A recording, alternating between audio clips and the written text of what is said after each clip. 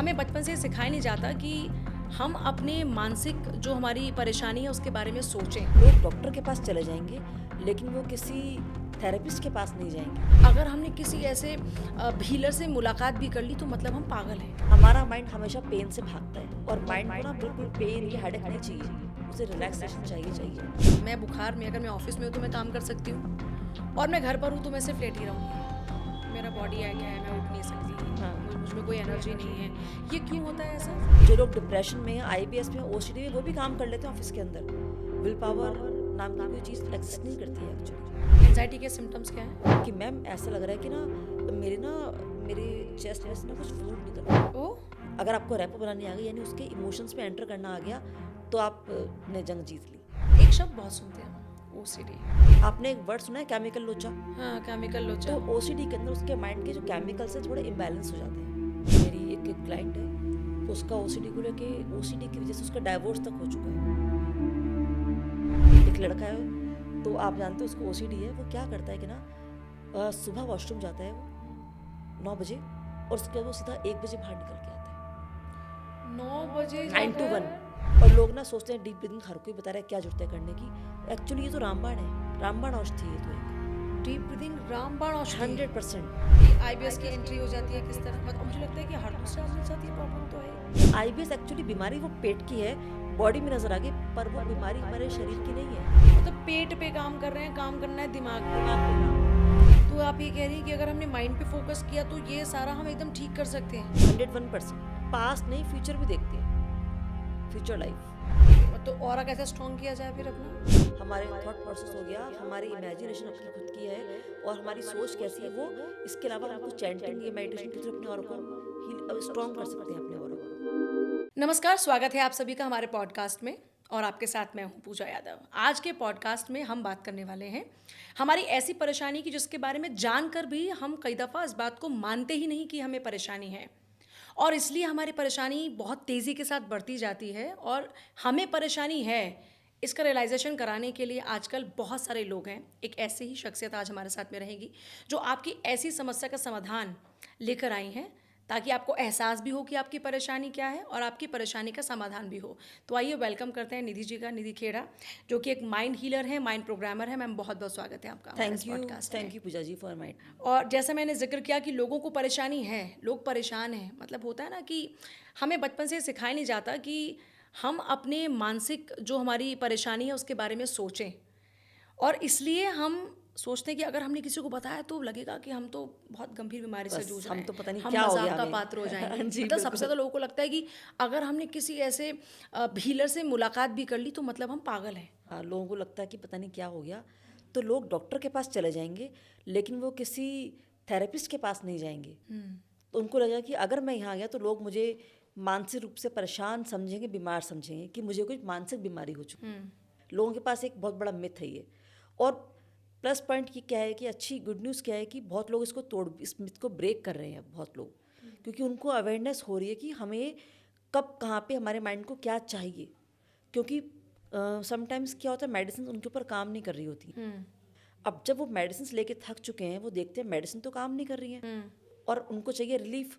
और हमारा माइंड हमेशा पेन से भागता है, और माइंड को ना बिल्कुल पेन या हेडेक नहीं चाहिए, उसे रिलैक्सेशन चाहिए। तो वो ना चाह के भी वो थेरेपिस्ट के पास जाता है वो पर्सन, और वहाँ से वो अपने आप को हील करता है फिर। अच्छा, एक बड़ी परेशानी है ये कि एक्चुअल में हमारी मेंटल हेल्थ में हमें परेशानी क्या है ये हम समझ ही नहीं पाते। फॉर एग्जांपल, जैसा आपने जिक्र किया, मान लीजिए कि मुझे बुखार हुआ। मैं बुखार में अगर मैं ऑफिस में हूँ तो मैं काम कर सकती हूँ, और मैं घर पर हूँ तो मैं सिर्फ लेटी रहूँगी।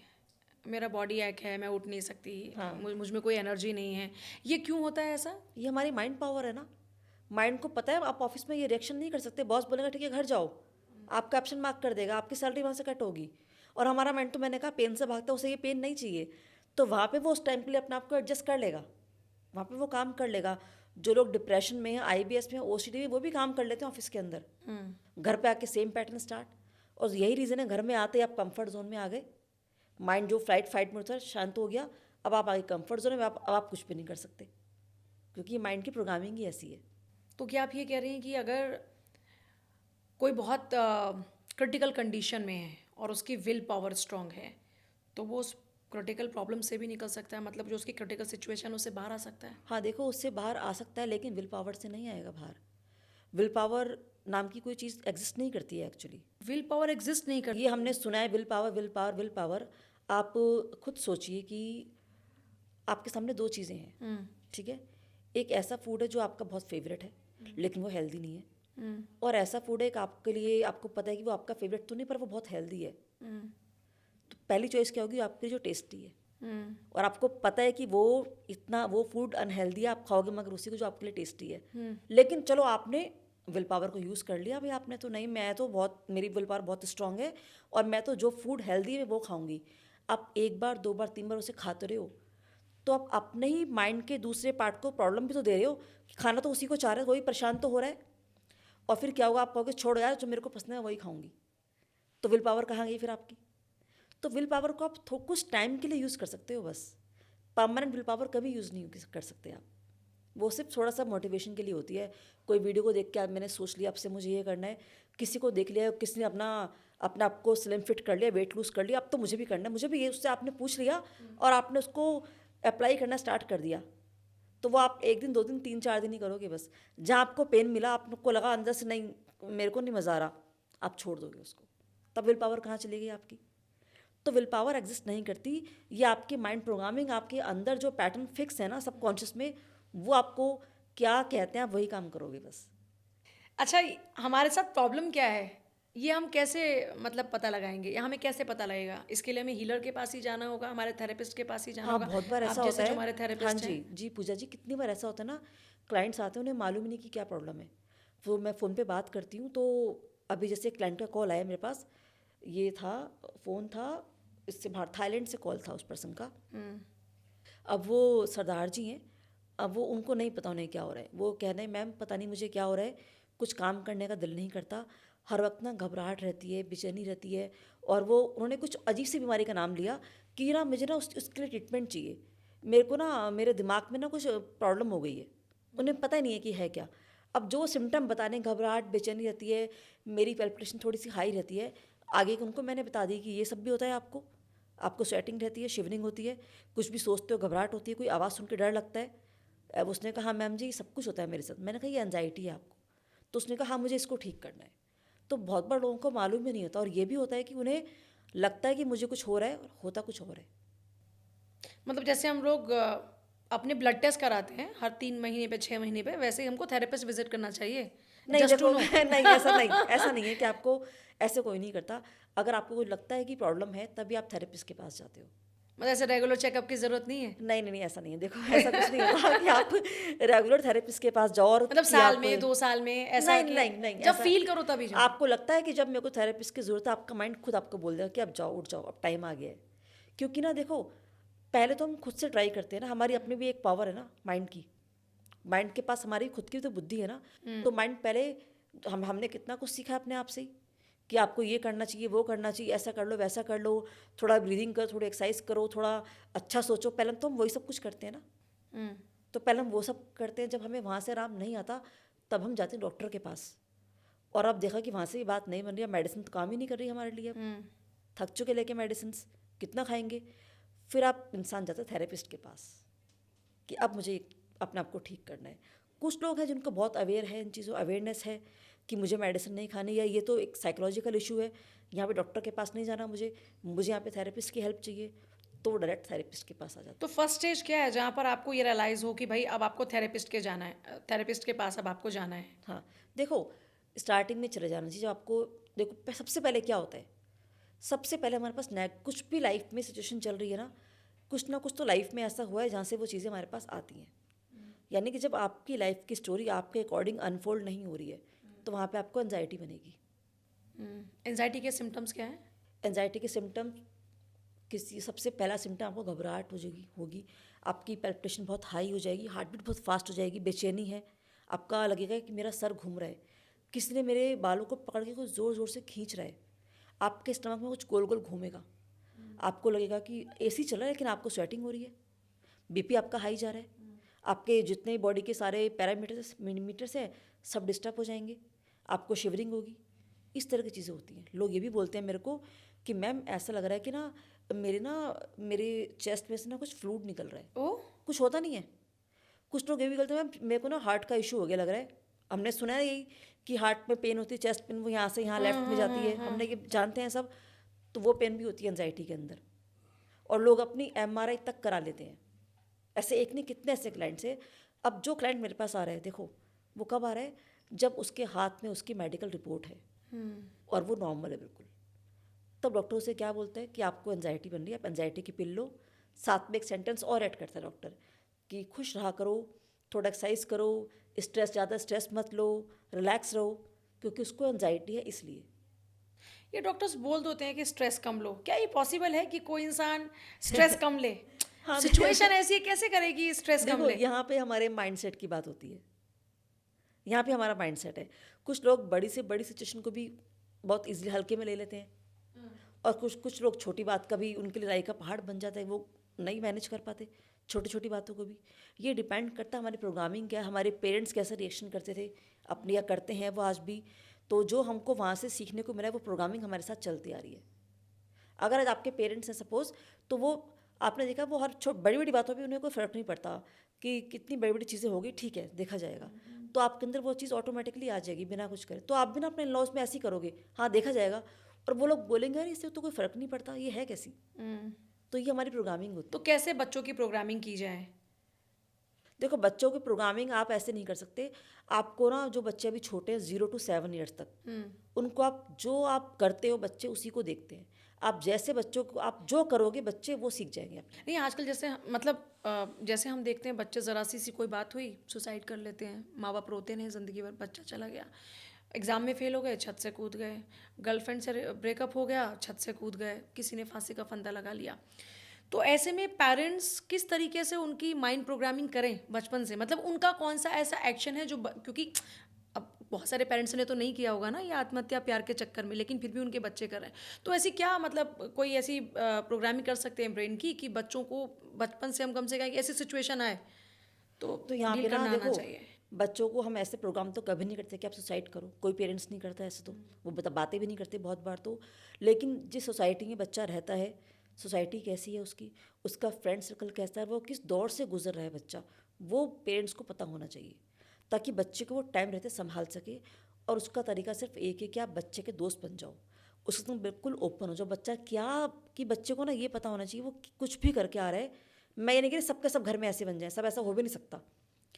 उसकी मॉम या डैड में से कोई भी एक पर्सन ऐसा बन जाए कि वो क्या करके आ रहा है, बच्चा आके उसको बता सके। तो एटलीस्ट आप बच्चे को गाइड कर सकते हो उसकी लाइफ में क्या चल रहा है, आप वो कि वो आपको अपनी गर्लफ्रेंड की बात भी शेयर कर दे, इतना आप उससे ओपन हो जाओ। तो वहाँ पे बच्चा आप जब वो ओपन हो गया ना, तो आपने बच्चे के इमोशंस पे एंटर कर लिया। अब बच्चा हर बात आपको बताएगा, चाहे दोस्तों को ना बताए वो अपनी।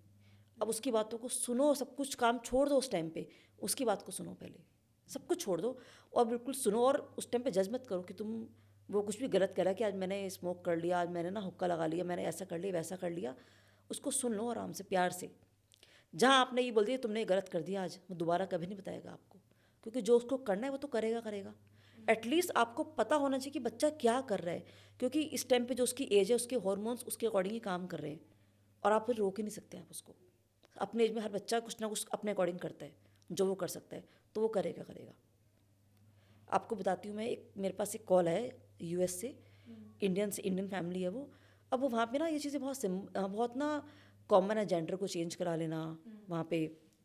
और वहाँ पे जो लड़के हैं वो गे बन जाते हैं, उनको सब चीज़ें बहुत लगता है कि बिल्कुल मुझे अपना जेंडर भी चेंज, सब कुछ बहुत सिंपल है वहाँ पे। और इसके लिए आप डॉक्टर के पास जाओगे, डॉक्टर कहते हैं हाँ इट्स ओके हो जाएगा। वहाँ पे डॉक्टर भी कुछ मना नहीं करेंगे आपको, डॉक्टर कहते हैं बहुत नॉर्मल है सब चीज़ें। तो वो एक फादर का कॉल आया मेरे पास, तो वो उनका जो बेटा है वो कहता है कि वो अपना जेंडर चेंज कराना चाहता है। और अब हम क्या करें, हमें तो ये बिल्कुल, हमें तो अब इंडियन पेरेंट्स कैसे बर्दाश्त कर सकते हैं इस चीज़ को, ठीक है ना। और वो कहते हैं कि यहाँ पे ऐसा ही कल्चर, वो लड़की बनना चाहता है क्योंकि वहाँ पे लड़कियों को बहुत फैसिलिटीज़ है एक्चुअली। मुझे मेरे क्लाइंट ने बताया है कि इसलिए यहाँ पे ये बहुत चलन चल रहा है इस वक्त। तो अब वो उसके पेरेंट्स बहुत परेशान है, और उन्होंने बोला कि आज मेरी कुछ डॉक्टर्स के साथ अपॉइंटमेंट भी है, लेकिन मुझे पता है कोई फ़ायदा नहीं है, वो मेरे को तो वहाँ बैठने देंगे नहीं, इसी की बात सुनेंगे। वो कहते हैं कि ये तो बहुत नॉर्मल है, क्या दिक्कत है इसमें। अब मैं ऐसा क्या करूँ। अब वो बच्चा तो मेरे से बात नहीं कर सकता और मुझे उससे बात करनी भी नहीं, क्योंकि मुझे तो काउंसलिंग पेरेंट की करनी है, ठीक है ना। तो मैंने उन्हें एक टेक्निक बताई, ठीक है, NLP की एक टेक्निक है। उनको मैंने काफ़ी देर हमारा डिस्कशन चला, मैंने उनको बताया कि आप बच्चे के साथ जब वो रैपो में है, जब आपको लगता है कि अब वो आपसे शेयर कर रहा है सब कुछ, अब उसने क्या बोला कि अपनी मॉम से शेयर नहीं करता, वो पापा से शेयर मेरे से करता है सब कुछ, पापा Okay. के साथ। हालांकि मम्मी को पता है, लेकिन बच्चे को नहीं पता कि मम्मी को पता है, ओह उसके फादर ने बता रखा है। तो मॉम भी साइलेंट है बिल्कुल, ठीक है, वो रिएक्ट नहीं बिल्कुल, कर रहे हाँ, हैं। वो कोई रिएक्शन में नहीं है। तो उन्होंने कहा कि मैंने कहा आप उसको इस तरह से करो ट्रीट, उसके बाद आप मुझे बताना, ठीक है। तो उन्होंने उसके पर, मेरा बच्चा जब रैपो में था, उनकी बातों को सुना। मैंने कहा आपको बिल्कुल मना नहीं करना कि तुम ये मत करो, उसको बोलो हाँ मैं तुम्हारे साथ हूँ, बस एक बार तुम ये भी ट्राई करके देखो, तुम्हें लगता है तो। उन्होंने वो एक्सरसाइज कराई उसको 3 to 4 टाइम्स कराई। तो उसके बाद मैंने उन्हें खुद कॉल किया कि आप मुझे बताओ, क्योंकि मुझे भी था पूछूं क्या हुआ। तो उन्होंने मुझे बहुत थैंक्स कहा कि आपने जो मुझे बोला मैंने वैसे किया और अब चीज़ें काम कर रही हैं मेरे लिए। अब उसको लगा रहा है कि ये मैं गलत कर रहा हूँ। तो यहाँ पे कोई हमने बच्चे के कोई माइंड को प्रोग्राम नहीं करा, बच्चे की कोई काउंसलिंग नहीं करी, लेकिन सिर्फ जो वो एक ओपननेस थी ना एक फादर और सन के बीच, वो यहाँ पे काम आई। ऐसे हमारा माइंड प्रोग्राम होता है। ओके मतलब वो तो सिचुएशन इस तरह का क्रिएट किया गया कि बिल्कुल भाई बिल्कुल, तो आपको ना आप फ्री हैं वहाँ पर। और कोई जरिया नहीं है। बच्चा एग्जाम में फेल हो रहा है, कोई फर्क नहीं पड़ता इससे, ये बहुत छोटी सी बात है, इससे कोई फर्क। और अब पेरेंट्स ऐसा करते भी नहीं है, आजकल तो बहुत अवेयर हो चुके हैं इन चीज़ों को लेके। एग्जाम में तो क्या फ़र्क पड़ना है, सबकी अपनी अपनी कैपेसिटी है, सबकी अपनी अपनी कैपेसिटी है। वो जिसको जो करना है वो उतना ही करेगा। आप उसके संग कनेक्शन में रहो, एटलीस्ट ओपन हो जाओ। और उसके लिए आपको बच्चे के संग रैपो बनानी पड़ेगी अपनी। अगर आपको रैपो बनानी आ गई, यानी उसके इमोशंस में एंटर करना आ गया, तो आप ने जंग जीत ली। अच्छा ये तो बच्चों की बात हुई। आजकल एक शब्द बहुत सुनते हैं हम, OCD, हाँ, ऑब्सेसिव कंपल्सिव डिसऑर्डर। OCD क्या है ये, मतलब जिसके मुंह से सुनो किसी को लगता है कि ये सफाई ठीक से नहीं हो रही है, मुझे इस चीज़ को देखकर थोड़ा अजीब होता है, तो ये OCD है। ये शब्द पॉपुलर तो है, लेकिन एग्जैक्टली ये OCD है क्या, मुझे लगता है बहुत कम लोगों को पता है। जी। क्या है ये OCD? देखिए, OCD हो गया हमारा ऑब्सेसिव कंपल्सिव डिसऑर्डर, ठीक है। इसमें किसी भी पर्सन को ऑब्सेशन रहता है, उसके पास कुछ नेगेटिव विचार आते हैं, नेगेटिव थॉट्स जिसे हम कहते हैं, और वो पूरा पूरा दिन चलते रहते हैं उसके पास। कुछ लोगों को उसमें इमेजेस दिखती हैं कि नेगेटिव इमेजेस उनके पास आती हैं, और कुछ लोगों को लगता है कुछ फील हो रहा है उनको, कुछ इस तरह की चीज़ें रहती हैं उनके साथ, ठीक है। इसको हम कहते हैं, और ये अगेन एंड अगेन उनके संग पूरा दिन चलते रहता है ये चीज़ें। जैसे कि अब देखो, OCD की शुरुआत कहाँ से होती है ये हम समझते हैं। पहले तो आपको यहाँ से काफ़ी क्लैरिटी मिल जाएगी। सबसे पहले भी बनती है एंजाइटी। किसी भी कारण से किसी बच्चे को एंजाइटी बनी, किसी भी मेल फीमेल कोई भी वो हो सकता है, आपको नहीं समझ में आया कि उसको एंजाइटी, आपने कंट्रोल नहीं करा, एंजाइटी बढ़ते चलेगी, पीक पे चलेगी, पैनिक अटैक आ गया, फिर डिप्रेशन में वो चला गया, वहाँ से अब OCD आएगी उसको, OCD फिर IBS आएगा उसको, ठीक है। अब जब OCD आएगा उसके पास सारा दिन एक नेगेटिव, यानी उसके माइंड में केमिकल इम्बैलेंस हो गया कुछ। आपने एक वर्ड सुना है, केमिकल लोचा? हाँ, केमिकल लोचा। तो OCD के अंदर उसके माइंड के जो केमिकल्स हैं थोड़े इम्बैलेंस हो जाते हैं, जहाँ से उसके मूड हर पर स्विंग करते हैं। उसके पास उसके जो हमारे केमिकल हैं हैप्पीनेस के, जैसे जिसे हम डोज कहते हैं, डोपामीन है हमारा, सेरोटोनिन है, ऑक्सीटोसिन है, एंडोर्फिन है, ये सब केमिकल की जो क्वालिटी जितनी हमें चाहिए वो कम हो जाती है, ठीक है। तो उसके मूड स्विंग करते रहता है हमेशा। अब उसके पास नेगेटिव थॉट चलते रहते हैं सारा दिन। नेगेटिव थॉट क्या चलते हैं? सुसाइड कर लूँ, या कुछ भी, जैसे थॉट क्या रहते हैं किसी के लिए, कभी कुछ नेगेटिव थॉट अपने पेरेंट्स के लिए, या वो घर से बाहर जा रहा है, रास्ते में कोई मंदिर दिख गया, भगवान को लेके उसके लिए दिल में गलत गलत थॉट्स आएंगे उनको, या उसने मंदिर के आगे हाथ नहीं जोड़े तो वो घबरा जाएगा कि मैंने गलत कर दिया, तो अगर मैंने डोर अच्छे से लॉक नहीं करा, इस तरह के विचार ऐसे चलते हैं उसके पास कि अगर मैंने इसको टच करा, यहाँ कुछ लगा होता, मेरे हाथ यहाँ से गंदे हो गए। तो नंबर ऑफ टाइम अपने हैंड को क्लीन करता रहेगा। और वो अपने ना क्या करते हैं, कुछ नंबर फिक्स कर लेते हैं अपने, 20 टाइम्स 40 टाइम्स 50 टाइम्स तो नहीं, सब कुछ करना है, ऐसे काम करते हैं वो लोग। तो नंबर ऑफ टाइम्स वो ये सब करते हैं, इस तरह के विचार आते हैं। और क्या विचार चलते हैं उनके पास? सुसाइडल थॉट चलते हैं, दूसरों के लिए नेगेटिव थॉट्स उनके पास चलते हैं OCD के अंदर। तो हर वक्त उनके पास कुछ ना कुछ चलते रहता है। कभी कुछ लोगों को लगता है कि ना मेरे अंदर कुछ है, या मैं ऐसा हूँ, मैं वैसा हूँ, मेरे हाथों में ना, यहाँ एक मेरी क्लाइंट बोलती है, पिक्चर भेजती है अपने हाथों की, जो हमारी ये लाइन्स होती हैं कि मैम मेरे को ना हर वक्त थॉट आते हैं, यहाँ पे ना मेरे कुछ आत्माएं हैं, कुछ स्पिरिट्स हैं यहाँ बैठी। रियली? तो उसको ये भी थॉट आते हैं हाँ, मतलब साफ सफाई तक तो ठीक है, लेकिन भूत प्रेत भी ओसीडी में सब नजर कुछ आते हैं। कुछ भी नज़र आ सकता है लोगों को। मेरे पास ऐसे क्लाइंट आ रहे हैं, वो बोलते हैं ऐसे। ओसीडी का ऐसा कोई वर्स्ट केस कौन सा रहा जिसमें आपको लगे कि ये क्या ही है? हाँ, देखो, हाँ, बिल्कुल है, ऐसे बहुत हैं। एक मेरी एक क्लाइंट है, उसका ओसीडी को लेके, ओसीडी की वजह से उसका डाइवोर्स तक हो चुका है वो उसका। वाई? और क्या हुआ कि उसको इतना सीवियर उसका ओसीडी का लेवल था, इतना सीवियर था कि हस्बैंड को उसको डिवोर्स देना पड़ गया। वो क्या करती थी, सारा दिन अपने आप को, अपने घर में वो सर्फ मंगवाती थी और सारा दिन अपने आप को सर्फ से साफ किया करती थी कि मैं कहीं गंदी हूँ। वो वॉशरूम में गई है और उसके बाद वो खुद को पूरा सर्फ से साफ कर रही है? अपने आप को, अपने बॉडी पे सर्फ को लगा के फिर क्लीन करती है वो। ओ गॉड। और वो ये काम सारा दिन करती है, उसकी पूरी बॉडी छिल चुकी है, स्किन पूरी रेडिश हो चुकी है उसकी स्किन। और हस्बैंड ने बहुत समझाया, प्यार से भी, लड़ाई झगड़ा करके भी, सब कुछ। जब चीज़ें आउट ऑफ लिमिट हो गई तो हस्बैंड ने उसको डिवोर्स दे दिया। लेकिन कहानी यहीं पे ख़त्म नहीं हुई।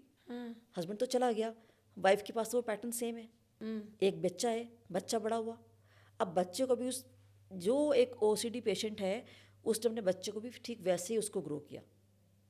बच्चे को ओसीडी है, बच्चे को आईबीएस है।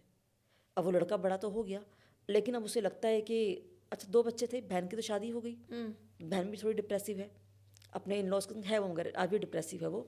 और फिर लड़के को लगा कि अब मुझे कुछ करना चाहिए अपने लिए, मुझे लाइफ में कुछ करना है आगे, ऐसे तो नहीं चलेगा। तो माँ तो कभी किसी थेरेपिस्ट के पास नहीं गई, वो लेडी, लेकिन उसका लड़का ज़रूर आया मेरे पास। तो उसको मैंने सेशन दिए। और कंडीशन क्या थी उन दोनों की, जो बच्चे ने देखा शुरू से ही, अब उन दोनों माँ बेटे की आपस में कभी नहीं बनी, हमेशा उन दोनों की फाइट रहती थी। कि उसने देखा मेरे पापा भी ऐसे करते थे, मम्मी तब भी नहीं मानी, तो मम्मी से अपनी बहुत लड़ता था वो। और जिस कारण उसको आईबीएस हो गया, उसको ओसीडी हो गई, और अब उसका फोकस अपनी स्टडी पे भी नहीं जा रहा। उस लड़के का? हाँ, वो कैलकाटा से है वो लड़का। ओके। ठीक है। तो अब हमारा सेशन चला है, फिर उसके बाद सेशन हुए हमारे। सेशन हुए तो सेशन का रिजल्ट क्या निकल कर आया कि उसको ओसीडी में आराम आ गया। अब जब एक चीज़ ठीक हुई तो 10 चीज़ें अपने आप ठीक होती हैं। आईबीएस अपने आप ठीक होना शुरू हो गया। ठीक है, वो चीज़ें ठीक हो गई। और सबसे बड़ी चीज़, जो उसका रूट कॉज क्या था, उसकी माँ।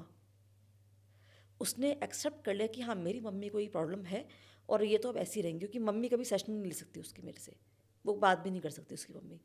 तो अब उसको प्रॉब्लम कहती, मैम मैं कुछ भी करता हूँ, मेरी मम्मी से बहुत लड़ाई होती है, तो मेरा फोकस हर जगह से हट जाता है।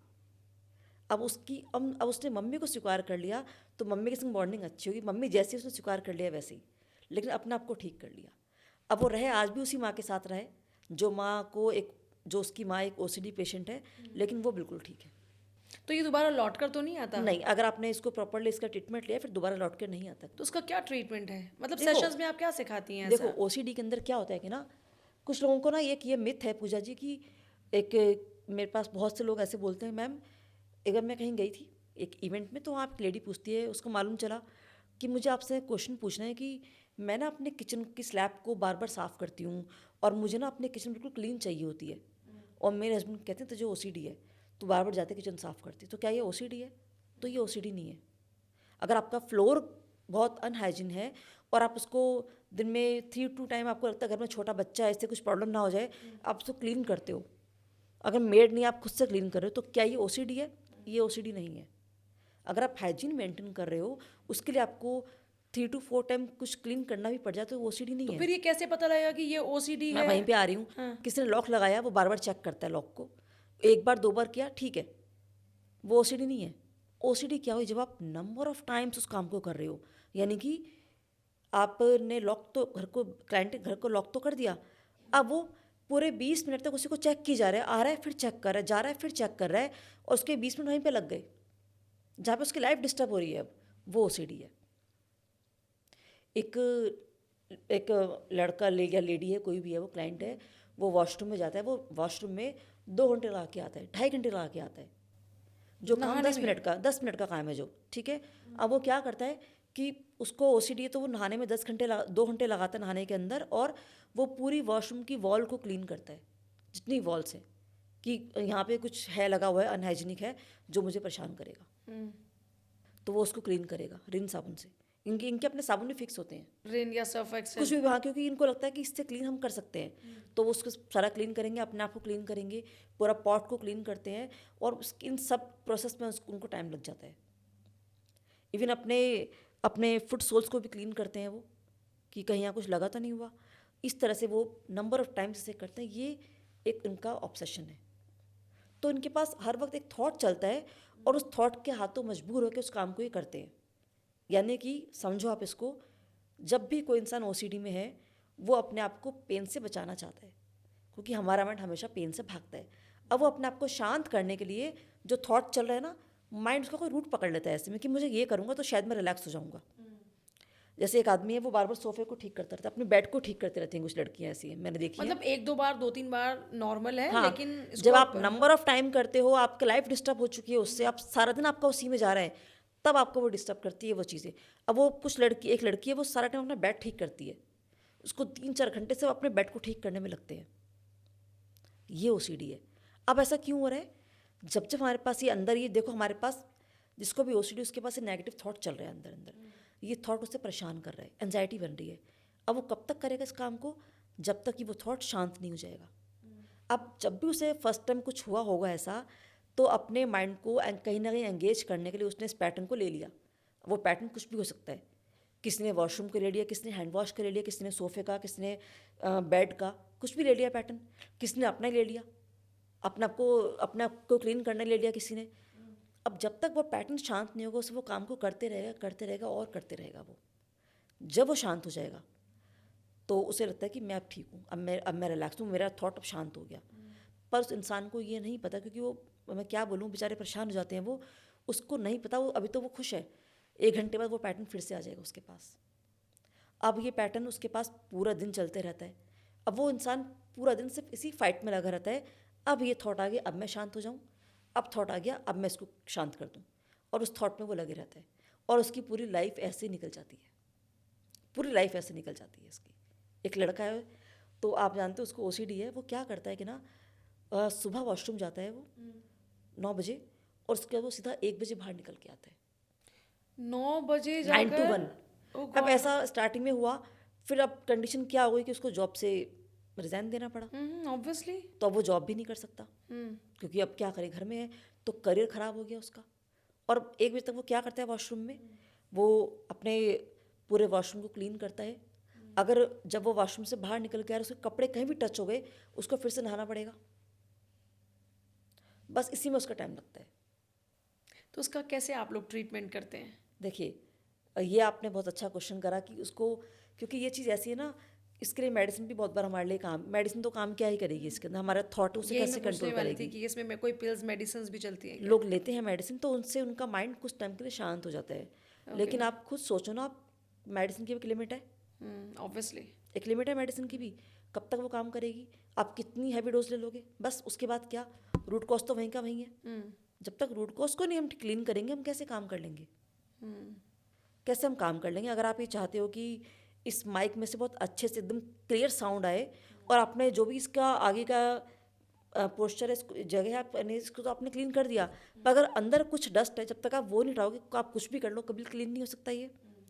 तो ठीक ऐसे ही ओसीडी के अंदर सबसे पहले उसको अपने थॉट प्रोसेस के ऊपर काम करना पड़ता है, जो कि वो कर नहीं पाता। तो मैं यहाँ पे लोगों को ये बोलती हूँ कि सबसे पहला काम क्या करो, आप एक्सेप्ट कर लो कि हाँ मुझे ओसीडी है, सबसे पहले समझ लो। दूसरी चीज़ ये कि जब आप ओसीडी में हो, ये पैटर्न आपके नहीं है, केमिकल इम्बैलेंस हो गया ना भाई, माइंड में कुछ गड़बड़ ऐसी हो गई थी कि आपको वहाँ से ये पैटर्न आ गए, तो ये आपके अपने नहीं, क्योंकि आप तो ये नहीं चाह रहे, पर वो ज़बरदस्ती आ रहे हैं ना आपके पास। यानी आपने किसी और का सामान अपने कंधे पे लेके आप घूम रहे हो, कोई बोझ, तो आप ये मान के चलो कि ये आपके अपने नहीं है। तो जब आपने ये माना कि ये मेरे अपने नहीं है, ये थॉट मेरे, ये थॉट्स, ये पिक्चर्स, ये फीलिंग्स ये मेरे नहीं, ये ओसीडी के पैटर्न है, तो यहाँ से आपने उसको अपने से डिटैच कर दिया। पहली चीज़ तो ये, तो यहाँ से आपका माइंड शिफ्ट होगा कि ये मेरा नहीं है। अभी तक आप क्या मान के चलो, ये थॉट्स मुझे क्यों आ रहे हैं, ये पिक्चर्स मुझे क्यों दिखती हैं, मुझे ऐसी फीलिंग क्यों आती है कि मेरी को क्यों आ रही है, मेरी अपनी है ये। अपना मत मानो ना आप उसको कि ये ओसीडी के पैटर्न है। नंबर 1 ओसीडी के पैटर्न है। अब उसके बाद सबसे पहले आपका माइंड यहीं पे ना एक्टिव हो जाएगा कि उसका हमेशा माइंड किसको मानता है, जो चीज़ मेरी अपनी है वो उसके ऊपर बहुत अच्छे से रिएक्शन देगा। एक काम अपना उसको मान लिया कि मेरा है ही नहीं है। दूसरी चीज़, अब जब आपके पास ये थॉट चल रहे हैं, प्रॉब्लम कहाँ आ रही है कि आप उन थॉट को पावर दे रहे हो। फिर से थॉट आ गया, आप टेंशन में हो, परेशान हो रहे हो पूरा पूरा दिन, तो आपने थॉट्स को पावर दे दी। तो आपको उन थॉट्स को पावरलेस करना है। पावरलेस कैसे करेंगे, उसका तरीका आपके साथ शेयर कर देती हूँ मैं। देखो, थॉट्स आर जस्ट थॉट्स, ना वो नेगेटिव है ना पॉजिटिव है, ना वो गुड है ना बैड है, ना वो ट्रू है ना फॉल्स है। If you are having good thoughts it means not that you are a good person, and if you are having bad thoughts it means not that you are a bad person. तो thought तो बस एक thought है। और आप ये देखो, इस पूरे प्लानट पे क्या कोई भी ऐसा पर्सन है जिसको नेगेटिव थॉट्स नहीं आते हो? सबको आते हैं। आपको भी आते होंगे, मेरे को भी, सबको आते हैं। लाइफ है, रहेगा, माइंड का नेचर है ये तो आपको उन थॉट्स को ये समझ के पावरलेस कर देना सबसे पहले तो। और क्या कर सकते हो इसके लिए? अपने आप को कुछ अफर्मेशन बताती हूँ मैं आपको। अब जब भी जिनके पास भी ओसीडी और नेगेटिव थॉट्स चल रहे हैं, अपने आप को बोलो कि ये थॉट्स मेरे नहीं है, ये थॉट्स मेरे लिए यूजलेस है, ये ओसीडी के थॉट्स है, मेरे थॉट नहीं, थॉट्स मेरे लिए तो यूजलेस है। और इंस्टेंटली आप कुछ पॉजिटिव थॉट क्रिएट कर लो अपने लिए। ये पहला स्टेप होगा आपका। ओके। जब आपने ये करा तो फर्स्ट टाइम आपको बहुत अजीब लगेगा, लेकिन जब आप इसको 3 to 4 टाइम करोगे, आपका माइंड इसको मानने के लिए तैयार हो जाएगा। दूसरा, आप क्या कर सकते हो, बहुत ही एक मैजिक की तरह, मैजिक स्टिक की तरह काम करता है ये, मैजिक पिल की तरह काम करेगा ये, कि जब भी आपके पास ये नेगेटिव थॉट चल रही हैं, पिक्चर आ रही हैं, आप अपना खुद का मजाक उड़ाना शुरू कर दो। खुद का मजाक उड़ाना, सिर्फ इस टेक्निक से, ये टेक्निक मैंने खुद से इसको मैंने बनाया। और इसको ना मैं, जहाँ पैनिक अटैक आते हैं लोगों को, जो मेडिसिन से ठीक नहीं हो पा रहे, मैं वहाँ यूज़ करती हूँ उसको। जहाँ बहुत ओवर थिंकिंग है, मैं वहाँ यूज़ करती हूँ। मतलब खुद का मजाक उड़ाए कैसे? कैसे? नेगेटिव थॉट आ रहे हैं, सपोज किसी को भी नेगेटिव थॉट आ रहे हैं, अब फीलिंग्स आ रही है कि अपने ऊपर हंसना शुरू कर दो कि क्या मैं पागल हूँ, मुझे किस तरह के थॉट्स आ रहे हैं, मैं भी क्या क्या सोचते रहता हूँ, मेरा दिमाग तो नहीं खराब हो गया है। और विद क्लैपिंग हंसो अपने ऊपर आप। और मैं तो कहती हूँ, आपके घर में किसी को पता है ना कि आपके संग क्या क्या हो रहा है, उसको बताओ सब कुछ, उसके संग बता के अपना मजाक बनाते हुए हंसो, उसके साथ अपना खुद का मजाक बनाओ आप, अच्छा। और हंसना शुरू कर दो उसके अपने ऊपर। तो अब जब आप ऐसे कर रहे हो, आपने क्या करा, आपने अपने माइंड को हैक कर लिया, अपने न्यूरोसाइकी को आपने हैक कर लिया।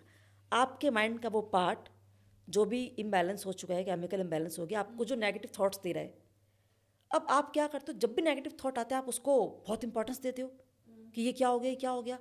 अब आपने उसका मजाक उड़ाना शुरू कर दिया। तो हम मजाक किसका उड़ाते हैं? जिसे हम कुछ भी नहीं समझते। अगर अभी हम मोदी जी आएंगे, हम क्या मजाक उड़ाएंगे उनका? Definitely not. नहीं उड़ाएंगे ना। अपने इन-लॉज का मजाक उड़ा सकते हैं हम? नहीं ना। तो हम मजाक किसका उड़ाते हैं? जिसे हम कुछ भी नहीं समझते। अब आपने उसके ऊपर हंसना शुरू कर दिया, तो आपके न्यूरोसाइकी के पास एक मैसेज गया कि इसको मैं रोज इतने नेगेटिव थॉट्स दे रहा हूँ और ये उसके ऊपर हंस रहा है, इसका मतलब ये थॉट्स अब इसके लिए इतनी इंपॉर्टेंस नहीं रखते। नंबर 1 था हमारा केमिकल का। अब आ गया हमारा ये अपना खुद का मजाक उड़ाना। हाँ, तो दूसरा इसका है कि हम अपना खुद का मजाक उड़ा सकते हैं। जब आप अपना खुद का मजाक उड़ाते हो, तो आपने अपने माइंड को एक मैसेज दिया, एक मैसेज चला गया आपके माइंड के पास, आपके न्यूरोसाइकी के पास, कि ये जो पर्सन है, इसको मैं रोज़ इतने नेगेटिव थॉट्स दे रहा हूँ, और लेकिन ये तो उसको कोई भाव ही नहीं दे रहा, उन थॉट्स को इम्पोर्टेंस नहीं दे रहा। इसका मतलब ये थॉट्स अब इसके लिए इतनी इंपॉर्टेंस नहीं रखते। अब वो उन थॉट्स की इंटेंसिटी को और उनकी फ्रिक्वेंसी को लो कर देगा।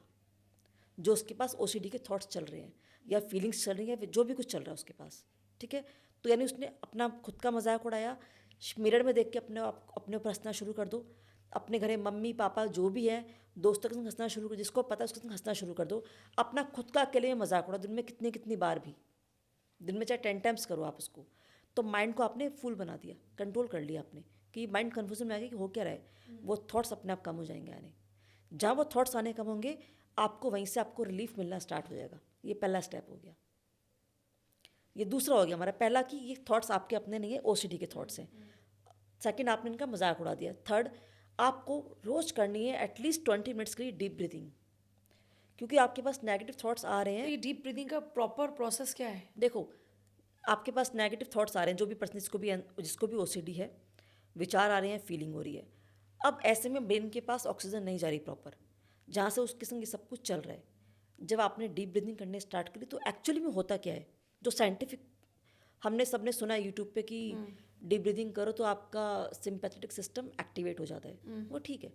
लेकिन क्या होता है कि हमारे माइंड में यहाँ बादाम के साइज़ के 2 सेंसर लगे होते हैं, 2 ग्लैंड्स हैं, जिनका नाम है एमिगडाला। वो क्या मानती है एमिगडाला, वो हमारे हर इमोशंस के रिस्पॉन्सिबल है। हैप्पीनेस है तो, सैडनेस है तो, एंगरनेस है तो, हमारे मूड स्विंग्स वहीं से होते हैं सारे। ठीक है। अब वो क्या मानती है बाय नेचर, जो साइंस कहती है, ये मैं नहीं कह रही कि साइंस कहती है, कि अगर किसी भी इंसान को लंबी गहरी सांसें आ रही हैं, इट मीन्स ही और she is a healthy person. अब आपने यहाँ से डीप ब्रीदिंग रोज लेनी स्टार्ट कर दी।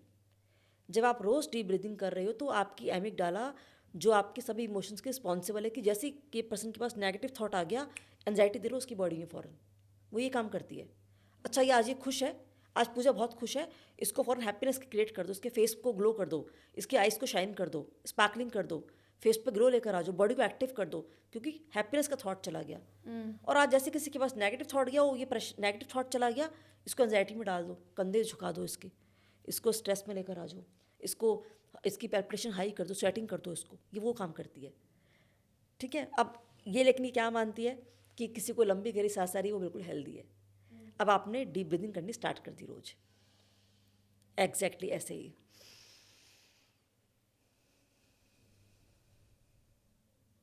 ठीक है। अब जब आप ये कर रहे हो तो आपकी इस ग्लैंड को एक मैसेज चला गया कि जो पर्सन है ये रोज लंबी गहरी सांसें इसको आती हैं, लेता है, इसका मतलब ये बिल्कुल ठीक है, इसका मतलब ये हेल्दी पर्सन, इसका माइंडसेट ठीक है, तो इसको ये नेगेटिव थॉट्स या एंजाइटी देने की ज़रूरत नहीं है, वो कंट्रोल हो जाएंगी वहाँ से। ओके। सबसे पहली चीज़। ठीक है। और लोग ना सोचते हैं डीप ब्रीदिंग हर कोई बता रहा है, क्या जरूरत है करने की। एक्चुअली ये तो रामबाण है, रामबाण औषधि है ये तो एक। डीप ब्रीदिंग रामबाण औषधि 100%। क्योंकि आपके ब्रेन में ऑक्सीजन प्रॉपर नहीं जा पा रही है, जिस कारण एंजाइटी बन रही है, एंजाइटी बनी थी आपको, बन रही है, और आप ओसीडी में आ गए हो, क्योंकि एंजाइटी बढ़ते बढ़ते ओसीडी में कन्वर्ट होगी ना।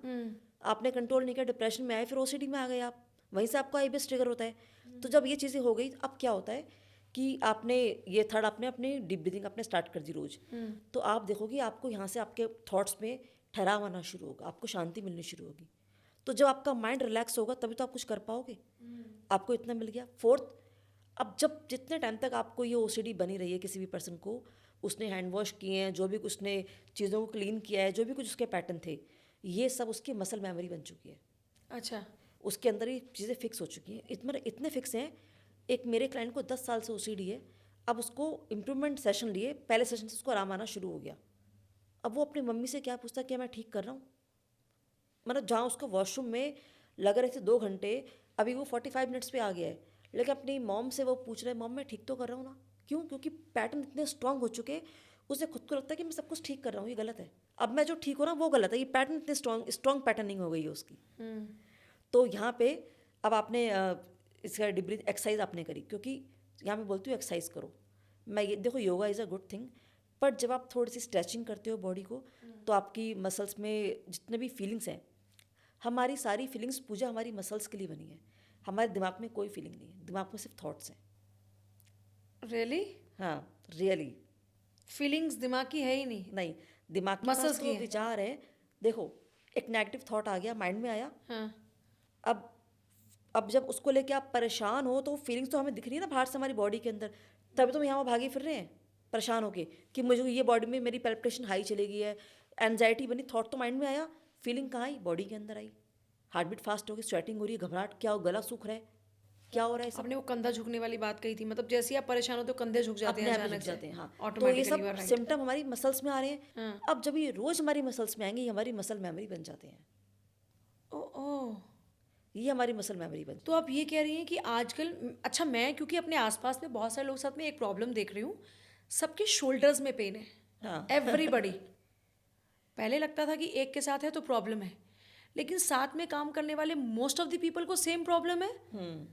सो आपने तो मतलब मुझे शॉक कर दिया कि तो आपको ऐसे में अपने पोस्चर को चेंज करना होता है हमेशा, as if I am confident. आप इस तरह बैठो, चाहे आप कितने भी डिप्रेशन में हो, okay, like as if I am confident. हाँ, या जब आप ऐसे बैठोगे, आपने सिर्फ एज इफ बोला, as if I am confident, तो मैं कैसे बैठूंगी, कॉन्फिडेंट, तो मैं कैसे बैठूंगी, मैं कैसे काम करूंगी, कॉन्फिडेंट, जैसे ही हम बोलेंगे कॉन्फिडेंस के नाम पर मेरे हम फेस straight हो जाएंगे। एक्सप्रेशंस कैसे होंगे, आई am confident, I am confident, I am confident, 3 time बोलेंगे, बॉडी में वो स्टेट अपने आप जनरेट होनी स्टार्ट हो जाएगी। ओके। तो मैं यहाँ बोलती हूँ आप एक्सरसाइज करो। अब या तो हम बन जाए भगवान बुद्ध कि हम बैठ के 4 घंटे कर ले मेडिटेशन, वो हमारे बस की है नहीं, इतना टाइम किसी के पास भी नहीं। नहीं, फिर खाएंगे क्या अगर पूरे टाइम मेडिटेशन करते रहेंगे तो? हाँ, तो अगर आपने, तो मैं कहती हूँ कि आप एक्सरसाइज स्टार्ट करो सबसे पहले। अच्छा। और आप, अब ओसीडी वाले लोग हैं जो घर में बंद हो जाते हैं, बाहर नहीं जाते वो लोग, ऐसे बहुत ऐसे अक्सर ऐसे ही हैं कि वो बेचारे कुछ नहीं कर पाते, वो घर में बनते, वो क्या करें। तो मैं कहती हूँ आप घर में म्यूज़िक लगाओ। यूट्यूब पे बिगनर्स के लिए बहुत सारे एक्सरसाइज हैं, आप उसको करो। कितनी कितनी देर करनी है? 10 मिनट आप करो, ओनली फॉर 10 मिनट्स। अच्छा, तभी कहते हैं वो कोई भी अगर आप फिजिकल एक्टिविटी करते हो तो तुरंत से आपका जो माइंड है वो एक पॉजिटिव साइन देने लगता है। यस, आप वॉक स्टार्ट कर दो। और आपको चाहे डांस अच्छा से डांस करो या आप कोई भी फिजिकल फोन एक्टिविटी रखे करो। उस वक्त में आसपास में कि नहीं? क्योंकि लोग वॉक करते हैं तो फोन साथ में रखते नहीं हैं। नहीं, फ़ोन को छोड़ दो, साइड कर दो। ओसीडी वाले को जरूरत नहीं पड़ती, उसका दिमाग पहले ही अपने आप में बेचारा परेशान रहता है वो पर्सन। अच्छा। ठीक है ना। तो अब आपने एक्सरसाइज अब करी आपने, तो आपकी जो मसल्स में जितनी भी फीलिंग्स थी एंजाइटी की, ओसीडी वाली जो विचार थे, वो सब रिजॉल्व होने शुरू हो जाएंगे, आपकी न्यू मसल मेमोरी बनेगी। तो मतलब ये कह रहे हैं कि ये जो मसल में जो आजकल प्रॉब्लम हो रहा है यहाँ पर, ये भी आपकी एंजाइटी की वजह से हाँ, है। एंजाइटी के कारण रहती है सब चीज़ें हमें। क्योंकि एंजाइटी में आपका पोस्चर, आपने बॉडी को हाँ एकदम जी, स्टिफ कर दिया है, बिल्कुल बिल्कुल। उसकी वजह से आपको ये प्रॉब्लम हो हाँ रहा है। बिल्कुल। तो अब जब एक्सरसाइज करनी है ना, तो एक्सरसाइज भी 10 मिनट करनी है स्टार्टिंग में सिर्फ। अच्छा। ऐसा नहीं करना कि आपने लग गए, आप ठीक हो ना, 1 घंटा कर लिया आपने, एग्जॉशन हो गया। आपकी मसल, आप फिर से आपको पेन करेंगी, मसल पुल होंगी, तो आप फिर से वहीं कहीं बैठ जाओगे। आप स्टार्ट करो 10 मिनट से, उसके बाद आप 20 पे आ जाओ, फिर 30 पे आ जाओ, फिर 40 पे आ जाओ। करते करते आप इसको 1 आवर तक लेके आ जाओ। फिर आपकी चॉइस है अपनी, जिसमें आपकी आपकी पंचिंग हो जानी चाहिए, आपके डंबल्स हो जाने चाहिए। घर में करो अपने आप ही, चाहे आप जिम मत जाओ, घर में करो, रूफ पे करो, कहीं भी करो, आप करो। तो आपने सिर्फ इतना ही कर लिया आपने, आपको यहाँ से रिलीफ मिलना शुरू हो जाएगा एंजाइटी के अंदर, उसमें ओसीडी के अंदर आपकी एंजाइटी कम हो जाएगी। ओके। इसके अलावा एक चीज़ और, जो लोग क्या करते हैं सबसे बड़ी गलती, कि वो कैसे इसको ओसीडी को ना बहुत ना पावरफुल हम खुद ही बनाते हैं चीज़ों को। ओसीडी के पैटर्न चल रहे हैं बॉडी में, अब उस पर्सन ने, वो लड़का हो चाहे लड़की, अपने सारे काम छोड़ दिए, क्योंकि अब वो स्लैक तो है नहीं कि ऑफिस जा सके, वो घर के कोई काम नहीं कर सकता, वो इंसान बाहर के कुछ काम नहीं कर सकता। एक क्लाइंट है मेरा, 30 साल से ओसीडी है, वो घर से बाहर नहीं जाता। क्यों?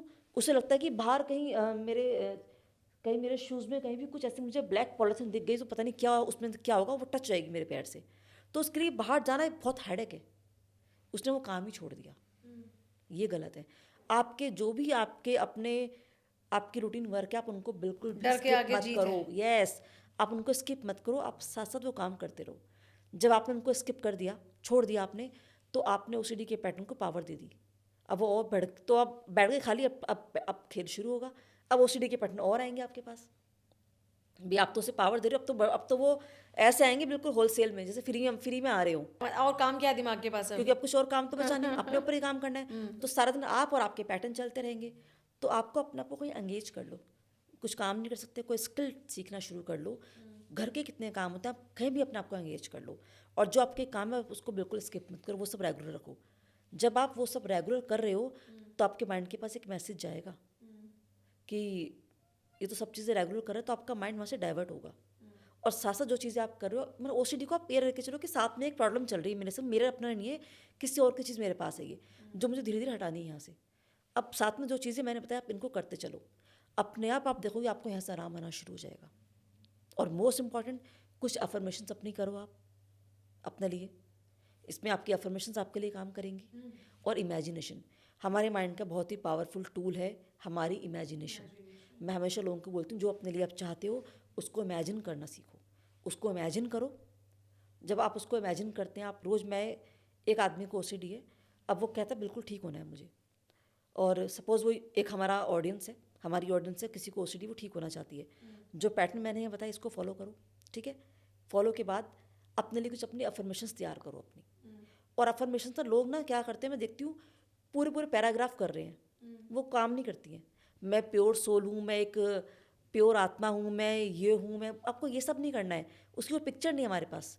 जो चाहते हो आपको वो बोलना है। मेरा शरीर बिल्कुल स्वस्थ है, ये सब नहीं बोलना।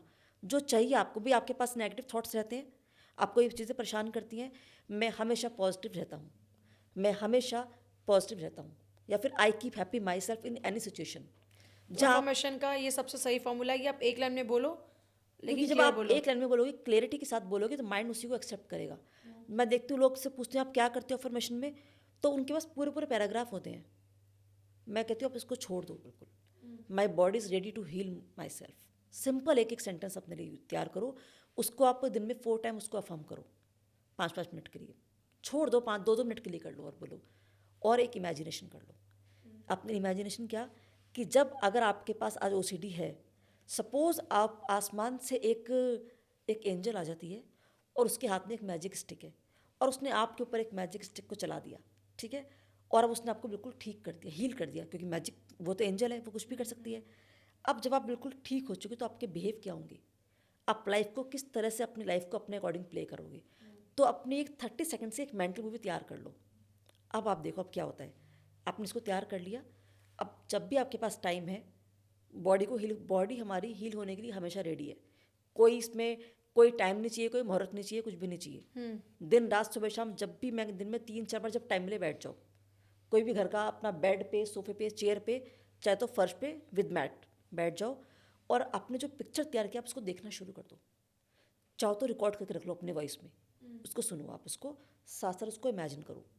जब आपने इसको फर्स्ट टाइम किया आपका मन नहीं लगेगा इसके अंदर, आपको लगेगा मैं क्या कर रहा हूँ, ये घबराहट बेचैनी होगी, होने दो, वो रोज़ होती है ना, वैसे भी क्या दिक्कत है।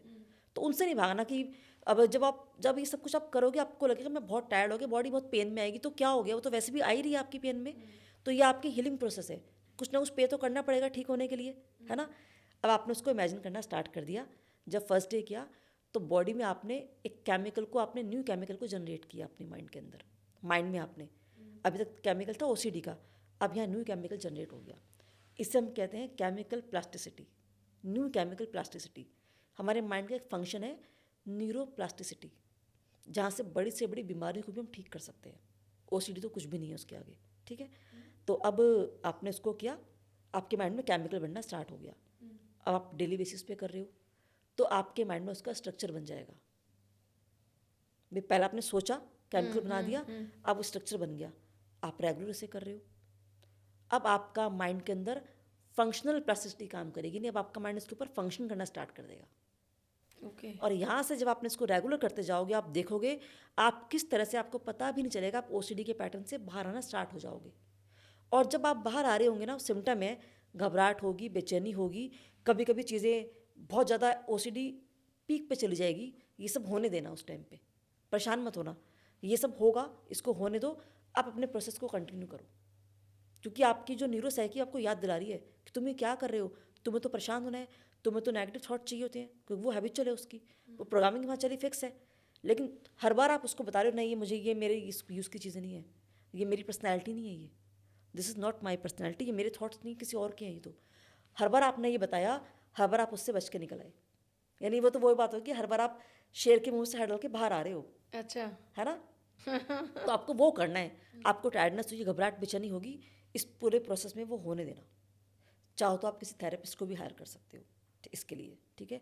और जब आप इस तरह से रेगुलर करोगे आप देखोगे आप फिर से नॉर्मल लाइफ में वापस आ गए हो। ओके, इस तरह से आप ओसीडी को ठीक कर सकते अच्छा ये ओसीडी का मैंने सुना कि बॉडी के और भी पार्ट्स पर इफेक्ट होता है, जैसे हम लगातार देखते हैं कि लोगों को गट हेल्थ के इश्यूज हो जाते हैं।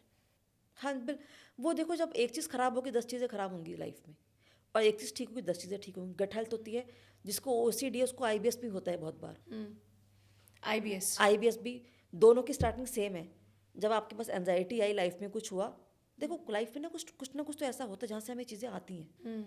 बचपन में कुछ और हो हर जाता है। किसी की लाइफ में कुछ ना। हाँ, अच्छा अब सबका ये- माइंडसेट है अपना अपना। अच्छा आईबीएस पे आने से पहले ना मुझे एक जल्दी से एक दिमाग में बात आ गई जो मेरे बचपन की है। जैसे आपने कहा कि इमेजिन करो, मैं बचपन से एक चीज़ इमेजिन करती रही कि साइकिल चलानी है, मैं साइकिल चला रही हूँ, मैंने बहुत तेज साइकिल चलाई, लेकिन मुझे साइकिल चलानी नहीं है, मुझे कार चलानी आ गई पर मुझे साइकिल चलानी नहीं आई और आज तक नहीं आई। देखो ये मेरा इमेजिनेशन पूरा क्यों नहीं हुआ? देखो आपने इमेजिन तो किया, तो कभी साइकिल के पास साइकिल पे बैठे आप? हाँ, मैंने इमेजिन किया कि मैं साइकिल दौड़ा रही हूँ, लेकिन जब मैं बैठी तो मुझे लगा मैं गिर जाऊंगी। हाँ, तो फिर आपने अच्छे से इमेजिनेशन नहीं किया इसका मतलब। जब देखो इसके ना दो चीज़ें हैं इसके अंदर, एक होता है फीलिंग के साथ करना, हमारी पूरी फीलिंग के साथ किया। Feelings are the real learning. Feeling के संग एक चीज़, आपकी वाइब्रेशन क्या थी।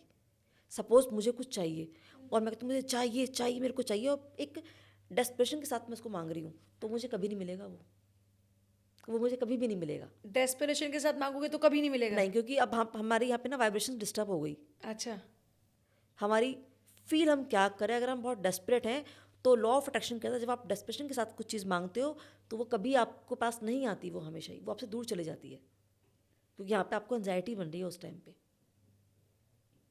ओके। तो इसी तरह से ये पैटर्न हमारे लिए काम करते हैं। हमारा माइंड बहुत शार्प है, हमें पता नहीं वो कब क्या खेल हमारे संग खेल देता है। तो माइंड को समझना है हमें ज़रूरी।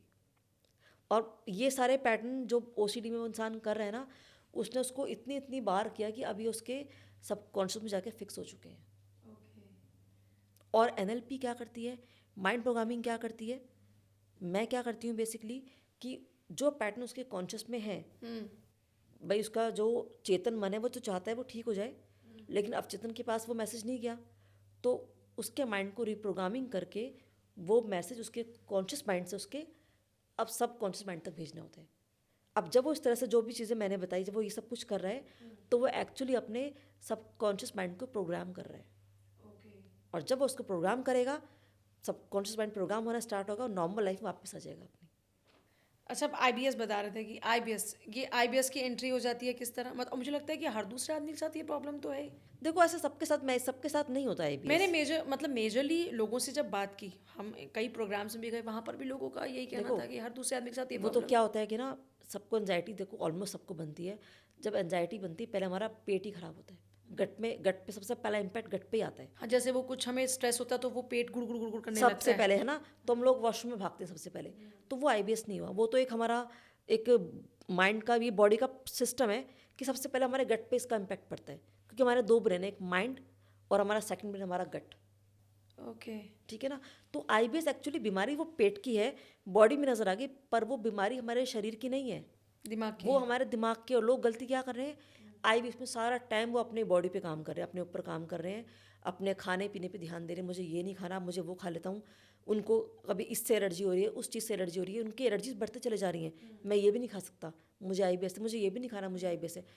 उनकी एलर्जीज बढ़ जा रही हैं, लेकिन उनको आईबीएस में आराम नहीं मिल रहा, क्योंकि वो अपना 70 to 80% फोकस अपनी इस पे फिजिक्स पे, अपने फिजिक पे लगा रहे हैं, फिजिकल बॉडी पे लगा रहे हैं। और उनको फोकस कहाँ करना है, अपने माइंड के ऊपर करना है। अगर वो अपना 80% फोकस अपने माइंड पे लगा दें और 20% अपनी डाइट पे, अपने गट पे लगा लें, तो वो हील हो जाएंगे।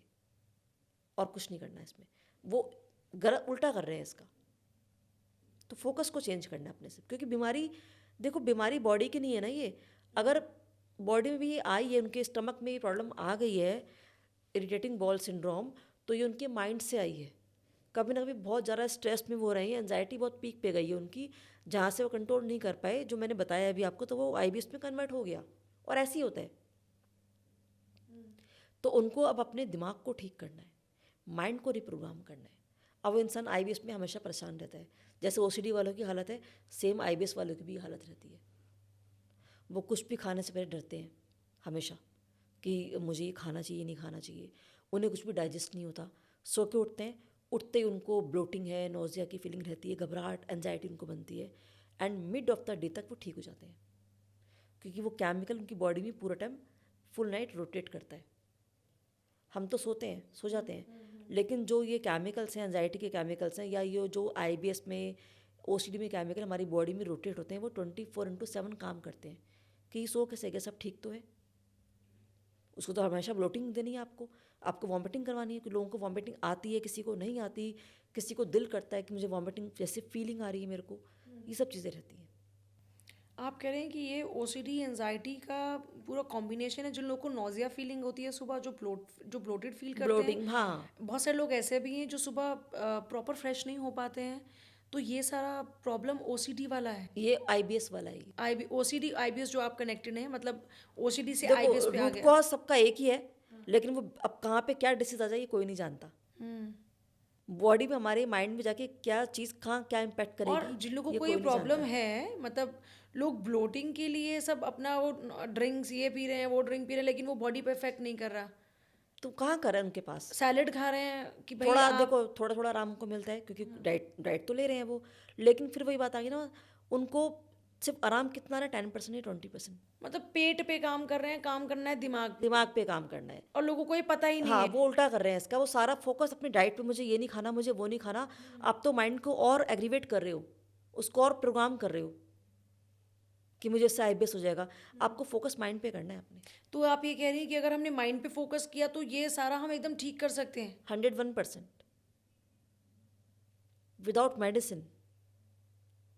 लोग तो उसके लिए मेडिसिन भी लेते हैं। तब उसके बावजूद भी उनको आराम नहीं आता, कुछ टाइम तक आराम रहता है, लेकिन जैसे ही उनके स्टेट चेंज होगी वो बिल्कुल ठीक हो जाते हैं। मैं हमेशा अपने क्लाइंट का बताती हूँ कि मेरा एक क्लाइंट है तो उसको था, तो अब तो वो ठीक है बिल्कुल। उसको उसको ये आईबीएस का प्रॉब्लम था उसको। अब क्या है कि ना, जब भी उसे उसके प्रोग्रामिंग कैसी थी कि अगर मैं अपने घर में हूँ तो मुझे आईबीएस रहता है, अगर मैं अपने भाई के घर जाके रहता हूँ मैं ठीक रहता हूँ। ऐसे बहुत से लोगों को होता है कि हमें अपने ही घर में, अपने ही बेडरूम पे, अपने ही बेड पे नींद आएगी। वो उनके ट्रिगर फिक्स है, ट्रिगर है।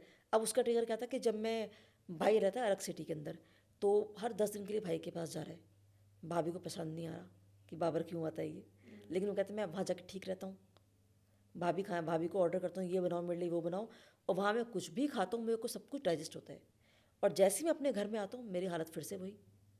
और यही पर्सन कुछ टाइम के लिए कभी बाहर जाता है, पिकनिक मनाने के लिए कभी जाता है, वहाँ बिल्कुल ठीक होता है, प्रॉब्लम वहीं सब सारी कुछ उस खा जगह लेगा। पर है। लेकिन इसका माइंडसेट ऐसा बन गया कि यहाँ पे आते मुझे फिर से आईबीएस हो जाता है।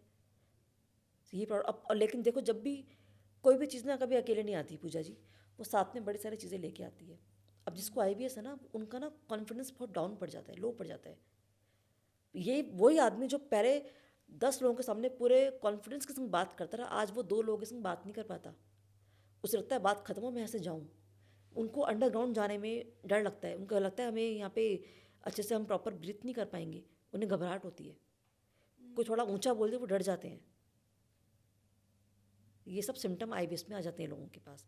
आईबीएस आने के बाद उनकी मानसिक स्थिति इतनी ख़राब हो जाती है तो वो कुछ भी नहीं कर पाते। कितनी फंक्शंस में जाते हैं ऐसे ही आते हैं उठ के, क्या खाएंगे, थोड़ा बहुत कुछ खा लिया तो खा लिया। तो इसके लिए भी हमको यहाँ पे माइंड पे काम करना, माइंड की प्रोग्रामिंग बहुत ज़रूरी है। और मैं इनको भी कहती हूँ आप भी एक्सरसाइज करो, सबसे पहले एक्सरसाइज। और जितना आपको तरीका क्या है, देखो इसमें हमारी जो अब प्रॉब्लम माइंड में थी, लेकिन माइंड से कन्वर्ट हो गई प्रॉब्लम हमारी फिजिकल बॉडी में आ चुकी है। ठीक है ना, ये तो समझ में आ गया। अब अब हमें माइंड पे तो काम करना है, लेकिन अब प्रॉब्लम जब यहाँ आ गई तो साथ साथ बॉडी पे भी तो काम करेंगे। जैसे कि किसी ने कुछ गलत खा लिया, इन्फेक्शन हो गया उसको, तो कुछ बॉडी में कुछ ऐसी चीज़ एंटर होगी जिससे उसको इन्फेक्शन हो गया। इन्फेक्शन तो फीवर आता है साथ में हमेशा ही, तो डॉक्टर क्या करता है, इन्फेक्शन की मेडिसिन देता है, साथ साथ फीवर की भी देता है कि, और एसओएस करता है कि जब लगे तो खा लेना। ठीक ऐसे माइंड पे तो काम करना है 70%, 80% और 20% आपको बॉडी पे भी काम करना है। तो मैं हमेशा क्या बताती हूँ उनको कि आपको ना जितनी भूख हो थोड़ा कम खाना खाओ उससे। यानी कि सपोज़ किसी को कोई बहुत तेज भूख लगती है, अब या तो वो लोग बेचारे खा नहीं पाते कुछ, आप खाओ, लेकिन इतना कि बस आपको लगे मेरा हो गया, आई एम डन। थोड़ा सा कुछ खाया, चाहे आपको दिन में 10 टाइम्स खाना पड़े, हल्का सा कुछ लिया और बस, कि आपको लगे कुछ हो गया, आपको मैंने पेट में कुछ कुछ आधार हो गया, अब मेरा शांत है, बस ठीक है। पेट नहीं भरना आपको। जितना आप लाइट रखोगे अपने आप को, उतना इसलिए आपको हल्का महसूस होगा। आप ठीक होने के, आपके जो इन्फेक्शन है, जो आपकी जो इंटेस्टाइन में बहुत इन्फ्लेमेशन हो चुकी है, वो आपको उसमें आराम मिलेगा इसके अंदर। Plus exercise, deep breathing. बस जो सिम्टम मैंने यहाँ आपको बोले ना ओसीडी के, जो पर्सन इसको भी आईबीएस में यूज़ करेगा उसको उसको आराम आना शुरू हो जाएगा। दोनों में सेम थेरेपी चलती है। नाइस, मतलब आपने तो ऐसे चीज़ें एकदम क्लियर कर दी हैं, क्रिस्टल क्लियर। हाँ बिल्कुल। सिर्फ आप 3 एक्सरसाइज हैं आपकी जो मैंने बताया आपको आपको। मतलब इतना हाँ रिलीफ दे देंगी। हाँ हमने यूजुअली देखा है कि लोगों का, आपने बहुत सही बात कही कि लोगों का कॉन्फिडेंस लेवल, जो बहुत कॉन्फिडेंट भी होते हैं उनका भी कॉन्फिडेंस लेवल डाउन होने लगता है और दो हाँ अलग अलग पर्सनालिटी बन जाते हैं। हाँ। ऐसा भी होता है ना मेरे कि को दो अलग लोगों ने, अलग पर्सनालिटी बन जाते मेरे हैं। को एक मेरी क्लाइंट है असम से, उसका हस्बैंड ने मुझे क्या बोला, मैम कि मेरी वाइफ इतनी कॉन्फिडेंट थी, वो कभी कुछ से कुछ बोलता रहा, इतना ऐसे जवाब दिया करती थी उसको, और अब ये किसी को कुछ बोल ही नहीं पाती, इसको लगता है बात खत्म करके घर जाऊँ बस अपने, मुझे यहाँ रुकना ही नहीं है, क्योंकि वो उसके अंदर वो कॉन्फिडेंस नहीं है बात करने का कि मेरे बात होगी, मैं बस किस तरह से ख़त्म करूँ घर जाऊँ। क्योंकि आपको ये चीज़ें इस लायक ही नहीं छोड़ती, आपका माइंड पूरी आपकी एनर्जी को उन्होंने सक कर लिया और अपने ऊपर लगा दिया, तो आपका माइंड हर जगह से डाइवर्ट होकर सिर्फ अपने ऊपर रह गया, तो आप सब कुछ भूल जाते हो। फिर ऐसे में अब आपकी लाइफ डिस्टर्ब होगी। जो आपको अपने लिए क्रिएटिविटी करनी थी, जो आपको स्किल्स करनी थी, आपको जो पैसा कमाना था, अपने रिश्तों को ठीक करना था, कुछ भी अपने लिए करना था, अपनी पर्सनैलिटी को इम्प्रूव करना था, वो सब कुछ खत्म होकर आपकी सारी एनर्जी अब अपने ऊपर लग जाती है।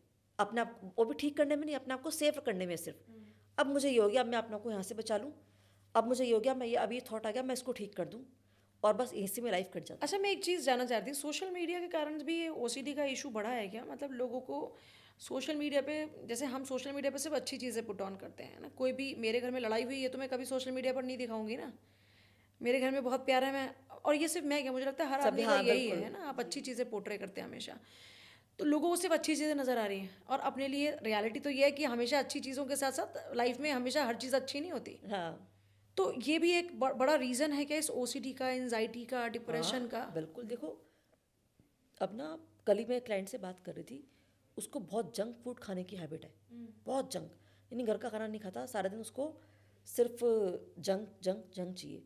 तो मैंने उससे पूछा कि आपको कैसे लगता है कि मुझे ये सब खाना चाहिए, क्या फीलिंग आती है, कब आपको लगता है कि मुझे ये सब खाना है? तो उसने मुझे क्या बोला, मैम मैं जब रील्स देखता हूँ ना, तो रील्स में सब इतनी कलरफुल उसकी इमेजेस होती है ना, कि ये मिल रहा है वो मिल रहा है, वो देख के ना, and he is married, he is 35 years old, तो मुझे देख के लगता है कि कितना अट्रैक्टिव, मुझे बहुत अट्रैक्ट करता है देखकर, और मैं ऑर्डर कर देता हूँ। और लोग ओवर ईट भी करते हैं, ओवर ईटिंग, उसका वेट है 105 kg। और तब भी वो अपने आप को कंट्रोल नहीं कर पा रहे होंगे। हाँ, क्योंकि उनकी जो माइंड, हमारा माइंड पिक्चर माइंड है, माइंड को जो दिखाओगे वो उसी को अट्रैक्ट करता है माइंड। और देखो हम लाइफ में कितनी, आपको क्या लगता है, कोई एक एल्गोरिदम भी आदमी, वही अट्रैक्ट करता है। एक सिंपल सी बात है, एक इंसान के घर में सब कुछ बहुत अच्छा है, बहुत, एक वो रिच फैमिली है, सब लोग हाईली एजुकेटेड है, बहुत अच्छे से बात करते, सब कुछ है उसके पास, उसके बाद भी उसे एंजाइटी बन रही है, क्यों? वो डिप्रेशन में जा रहा है, क्यों? उसे फोबिया हो गया, क्यों? क्यों अपना बीपी नहीं ठीक कर पा रहा? क्यों उसके डायबिटीज़ अप डाउन जा रही है? ऐसा क्यों हो रहा है? क्योंकि हम कितना भी कोशिश कर लें, जो भी हमारी आंखें देखती हैं और इन्फॉर्मेशन हमारे कान सुनते हैं, हम चाहे ना चाहें, हमें चाहने वाले कोई नहीं होते, उसका इम्पैक्ट हमारे माइंड पे कहीं ना कहीं पड़ता ही पड़ता है, आप बच ही नहीं सकते उससे। अच्छा, क्योंकि आपने फोबिया का जिक्र किया, तो क्या फोबिया को कंट्रोल किया जा सकता है? हम उससे ओवरकम कर सकते हाँ हैं? जी कंट्रोल तो बिल्कुल, नहीं कहेंगे, इसको ओवरकम कहेंगे कि हम कैसे ओवरकम कर बिल्कुल सकते हैं? बिल्कुल कर सकते किस हैं। तरह से, इसका क्या है? देखो, माइंड, फोबिया के अंदर भी पैटर्न आपके सबकॉन्शियस माइंड में जा चुके हैं, मैंने अभी अभी पहले भी बताया था, इससे पहले भी, कि फियर और फोबिया में बहुत डिफरेंस होता है। फियर वो जो आपके संग हो चुका है, तो आपको डर लगता है इससे, ठीक है। मैं कभी एक बार तालाब में डूब गई थी, स्विमिंग पूल में, तो मुझे डर लगेगा आज उससे। और लेकिन अगर मैं कभी स्विमिंग पूल में डूबी भी नहीं हूँ और उसकी पिक्चर देखती मैं डरती हूँ, तो ये मेरा फोबिया है। तो फियर फोबिया दोनों से ओवरकम कर सकते बिल्कुल कर सकते हो। देखो, कुछ फियर हमारे लिए बहुत नेचुरल होते हैं और वो होने भी चाहिए, मैं ये नहीं कह रही हमें हर फियर से ओवरकम करना है। अगर कुछ फियर हमें होने भी चाहिए भी, अगर मेरे को स्विमिंग नहीं आती, मैं पानी में कूद जाऊंगी तो मैं पागल हूँ फिर तो। अगर मेरे पास ये फियर है तो ये ठीक है। हैं?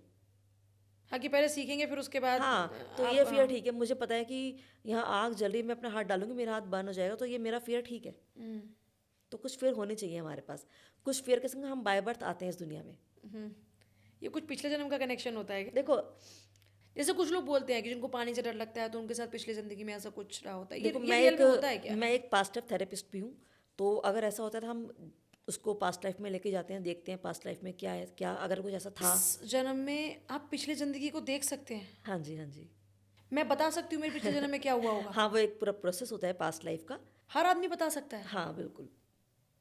मतलब लिटरली जान सकते हैं कि हाँ, क्या अगर हुआ है अपने पास्ट लाइफ में? आपको बस अपने आप को सरेंडर करना होता है, तो उसके बाद आप जाके पास्ट लाइफ में आप देख सकते हो कि आप पास्ट में, हम पास्ट लाइफ क्यों करते हैं, आज जो आपके लाइफ में हो रहा है उसके, और आपको लगता है कि ऐसा क्यों हो रहा है, मैंने तो ऐसा कभी कुछ नहीं किया, इसका रीज़न क्या है, वो हम जानने के लिए उसको ठीक कैसे कर सकते हैं, उसके लिए पास्ट लाइफ किया जाता है।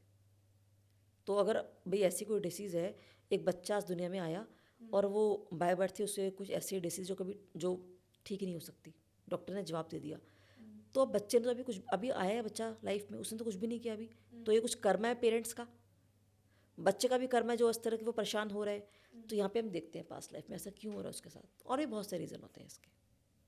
मतलब किसी बच्चे में अगर इस तरह की प्रॉब्लम है तो उसके पेरेंट्स के थ्रू जाया जाता है पास्ट बर्थ में, हाँ, और पूरा चेकआउट करते हैं कि ये क्यों हुआ, तो फिर उसमें तो जो कर्मा हो चुके हैं उसका तो फल भुगतना पड़ेगा, आगे अपना फ्यूचर भी देखो, फल तो भुगतना पड़ता है ना? हाँ, कोई कहता है कि अगर कर्मों का फल नहीं भुगतना पड़ता, ये ऐसा कुछ नहीं, वो आपको करना ही पड़ेगा, भुगतना ही पड़ेगा वो तो।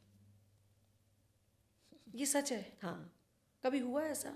हाँ मैं करती हूँ, जब पास्ट लाइफ डेली बेसिस पे करती हूँ कोई है पास्ट लाइफ। ऐसा, मतलब जो आप बता पाए, ऐसा एक एग्जांपल जिसमें मतलब पास्ट का कुछ ऐसे कर्मा थे जिसका यहाँ पे भुगतान करना पड़ रहा था इस जन्म एक नहीं, बहुत हैं ऐसे बहुत में? हैं। मतलब कोई ऐसा चौंकाने और वाला जो पास्ट लाइफ नहीं, टाइम आप ना भूल पाई हो? पास्ट नहीं, फ्यूचर भी देखते हैं, फ्यूचर लाइफ, कि अभी एक आईएएस ऑफिसर का दिया था। फ्यूचर भी देख सकते हैं।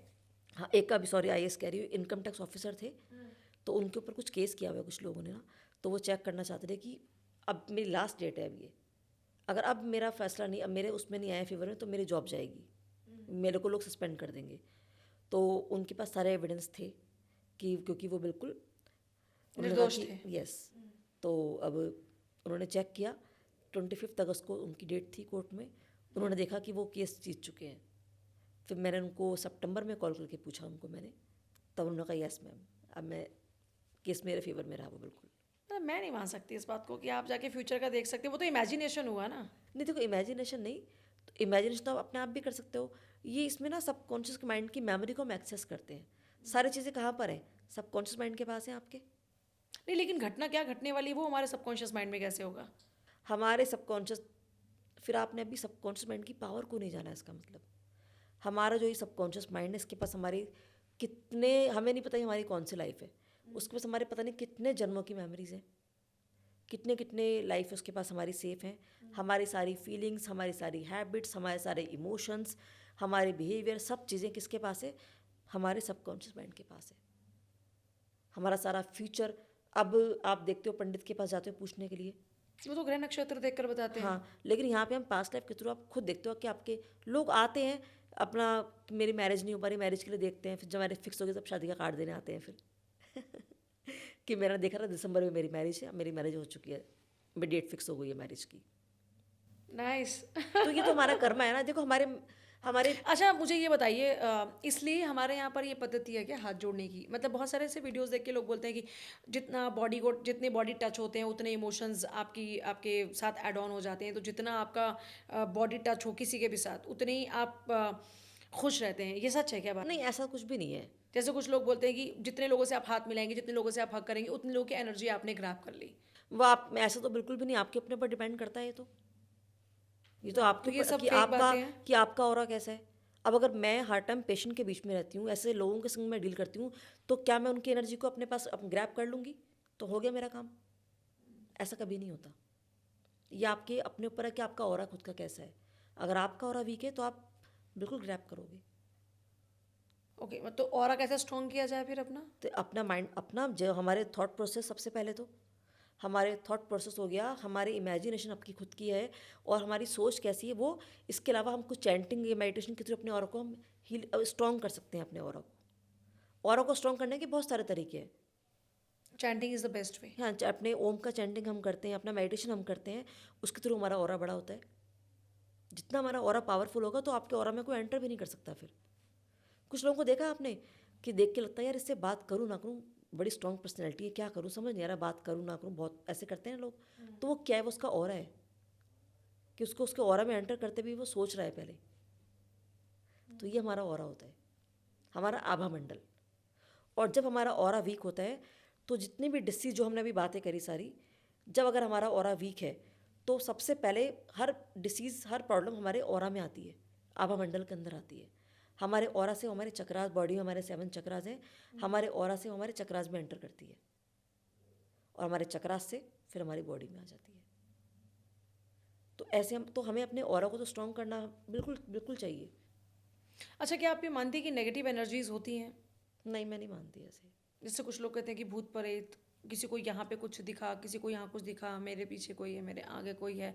या फिर जो कुछ औरतें होती हैं जो आपने देखा हो जागरण हो और वहाँ पर आपने, या फिर हम मंदिर जाते हैं तो वहाँ पर भी हमने देखा कि बहुत सारे देखो, लोग रस्सी उससे बंधे जब हुए हैं, ये सब बेड़ियों चीज़ें ना, से। अपने अगर नेगेटिव एनर्जी या लोग कहते हैं ब्लैक मैजिक हो गया, ऐसे बहुत लोग होते हैं। होता है ब्लैक मैच? नहीं, बिल्कुल नहीं होता। अब से देखो, खास बात पता है क्या है? आप कभी भी देखना, कोई भी पर्सन अगर ये बोलेगा ना कि मैम मेरे ऊपर ना किसने ब्लैक मैजिक किया है, मैं पूछती हूँ किसने किया, उसे ये मालूम होगा किसने करा है। हमेशा उसको ये मालूम होगा, वो बता देगा मेरी ना सास ने करा है मेरे ऊपर। मैम मेरी जो, मेरी सिस्टर इन लॉ ऐसे जलती है, वो मेरे से, उसको मेरे से बहुत जेलस है, वो करती है मेरे ऊपर। उसको पता होगा सब कुछ, क्या क्या करती है वो, कहाँ से उसको पता चल गया। तो जब भी कोई आपके ऊपर अगर ब्लैक मैजिक करता है, जो आपको लगता है कि वो कर रहा है, तो वो एक्चुअली आपको डरा रहा है। सबसे पहले तो वो आपको कहीं ना कहीं किसी न किसी तरीके से सिम्टम दे देगा कि मैंने कुछ किया है तुम्हारे ऊपर। बस इतना ही बहुत है, इतना इन्फॉर्मेशन ही बहुत है हमारे माइंड को प्रोग्राम करने के लिए। ब्लैक, अब तो सब कुछ हमारे संग होना अपने आप शुरू हो जाएगा, अपने आप सब कुछ होना शुरू हो जाएगा। आप यकीन मानेंगे, मेरी एक क्लाइंट कनाडा में रहती है वो, और उसकी जो मदर इन लॉ है वो रहती है इंडिया में। अब वो क्या कहती है कि मैम मेरी जो मदर इन लॉ है वो मेरे पे ब्लैक मैजिक करती है। वहाँ बैठकर? वो इंडिया में है और उसकी मदर इन लॉ वो मतलब वो कनाडा में कनाडा है, में है और मदर इन लॉ यहाँ पर है, मदर इन लॉ इंडिया के अंदर है। तो और कनाडा में बैठकर ब्लैक मैजिक ये सब? और वो, अच्छा मैंने पूछा आपको कैसे पता? तो मेरा एक बार ना मेरा ये दुपट्टा गायब हो गया था, मेरा ये कपड़ा गायब हो गया था, वो इस तरह की बातें करेगी। आप वो कहेगी मेरे घर में ना गुरु नानक जी की फ़ोटो गिर पड़ी थी नीचे, कुछ ऐसा उनके संग सिम्टम ऐसे जो कमांड उनके सबकॉन्शियस में चलेगी ना एक बार, अब उनके लिए उनका माइंड वैसे वैसे अपने आप इंडिकेशन देना स्टार्ट कर देगा अपने आप ही। कहीं पर उनको बाल दिख जाएंगे, कहीं उनको नींबू दिख जाएगा, कहीं उनको ब्लड दिख जाएगा, ये होगा उनके संग। जो एक बार माइंड में आ गया, अब आपका माइंड वैसे गेम खेलना स्टार्ट कर देगा आपके साथ। किसी ने आज तक मुझे ये नहीं बोला कि मुझ पर ब्लैक मैजिक, पर पता नहीं मुझे किसने कराए। ये कभी आज तक कभी भी देखना कोई ऐसा बोलेगा ही नहीं, उसको ये पता होगा किसने कराए, क्योंकि वो डरा, वो उसके अंदर डर पैदा करता है। डर पैदा करेगा तभी वो उसको अपने कंट्रोल में कर पाएगा। तो मैम बॉडी काउंट का कोई असर पड़ता है क्या आपकी बॉडी पर, आपके माइंड पर? हाँ बिल्कुल असर पड़ता है इसका, हमारे माइंड पर, हमारी बॉडी पे, हमारी सोल पे, हर चीज़ पे असर पड़ता है। आपने नाम सुने होंगे, स्मोकिंग का एडिक्शन है, इसको ड्रिंक का एडिक्शन है, अल्कोहल का एडिक्शन है। जब जब वो एडिक्शन होता है, बॉडी में एक केमिकल निकलता है डोपामिन, जिसे हम कहते हैं हमारे माइंड से, और वो केमिकल हमें एक प्लेजर की फीलिंग देता है, और हमारे माइंड को जब जब प्लेजर मिलता है उसे वो काम बार बार करना पड़ता है, उसे अच्छा लगता है। तो ठीक बॉडी काउंट के अंदर भी होता है। हमारे माइंड को हमेशा कुछ नया चाहिए, हर बार वो एक नई बॉडी मिलती है, उसको नई फीलिंग मिलती है, प्लेजर मिलता है, और जब जब प्लेजर मिलेगा डोपामिन की फीलिंग बॉडी से आएगी, और वो हर बार उस काम को करता है। लेकिन अब अगर इंसान अवेयर हो जाए कि ये चीज़ें कितनी गलत है मेरे लिए, या ये मुझे एक एडिक्शन की ओर लेके जा रही हैं, और इससे मेरी लाइफ पे क्या इम्पैक्ट पड़ेगा, मैरिड है तो, और अगर मैरिज होनी है तो यहाँ से अपने आप को हील कर सकता है, माइंड को प्रोग्राम करके वो भी। मैम एक आखिरी क्वेश्चन पूछना चाह रही हूँ। कई बार ऐसा होता है कि हम बहुत एग्रेसिव हो जाते हैं, समझ में नहीं आ रहा कि अब क्या करना है, तो उस सिचुएशन में क्या करें? जहाँ पे कुछ समझ नहीं आ रहा कि मुझे क्या करना है क्या नहीं करना चाहिए, एक टेक्निक मैं हमेशा शेयर करती हूँ। अपने आप को एक लंबी गहरी सांस लो, और अपने आप से एक क्वेश्चन करो कि मानो कि मुझे पता है, चाहे आपको कुछ भी नहीं पता, मानो कि मुझे पता है इस सिचुएशन में मैं क्या करूँगी, वो बिल्कुल सही होगा तो मैं क्या कर रही हूँ, करता हुआ देख लो अपने आप को, और इसको नंबर ऑफ़ टाइम रिपीट करो। जब आप नंबर ऑफ़ टाइम इसको रिपीट करोगे, आपका माइंड अपने आप आपको वो रेसिपीज़ देना स्टार्ट कर देगा, आपके सामने वो आइडियाज़ लेकर आ जाएगा कि क्या करना चाहिए आपको उस टाइम पे, और आप वो कर सकते हो उसके बाद। तो बहुत सिंपल है, चाहे कुछ भी नहीं पता, मानो कि मुझे पता है, एज इफ़ आई नो कि मुझे क्या करना है, तो आपको डिसीजन मिल जाएगा वहाँ पे। Thank you so much ma'am आने के लिए, और हमारे जो दर्शक हैं उनका मार्गदर्शन करने के लिए। हर समस्या का एक हल है, खुद पर भरोसा करो। आत्मविश्वास आपको सबसे ज़्यादा मजबूती देता है। किसी भी परेशानी में घबराने से ज़्यादा बेहतर है कि आप ये मान लो कि आप जो कर रहे हो वो सही कर रहे हो, और आपको अपने बारे में सब कुछ अच्छे से पता है। तो देखिए, आखिर में यही कहेंगे कि अगर आप वाकई चाहते हैं कि आप खुश रहें, आप चाहते हैं कि आप स्वस्थ रहें दिमागी तौर पर भी, तो ज़रूरी है कि आप अपनी माइंड प्रोग्रामिंग पर फोकस कीजिए। बहुत ज़रूरी है अपने सबकॉन्शियस माइंड को जगाना। जो नेगेटिव थॉट्स भर लिए हैं ना, आपको उनको एक बार फिर से रीप्रोग्राम करना है, ताकि आपके माइंड में अब पॉजिटिव थॉट हो और ये लड़ाई अब आपके हक की हो। ख्याल रखिए। नमस्कार।